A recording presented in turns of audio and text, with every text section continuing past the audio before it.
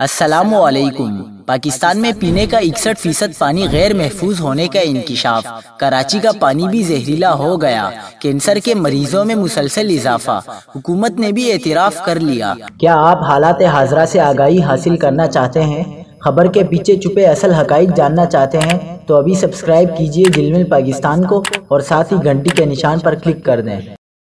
آپ کو بتاتے چلیں کہ کراچی، اسلام آباد سمیت ملک بھر میں پانی زہریلا ہو گیا ہے، جس میں گندگی اور سیوریج کا پانی بھی موجود ہے۔ پاکستان میں پینے کے لیے دستیاب صرف 39% پانی محفوظ ہونے کا انکشاف سامنے آیا ہے۔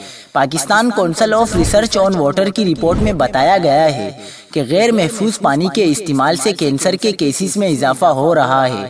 رپورٹ میں کیے گئے انکشاف کے مطابق پاکستان میں پینے کے لیے دستیاب صرف 39% پانی محفوظ، جبکہ 61% پانی غیر محفوظ ہے۔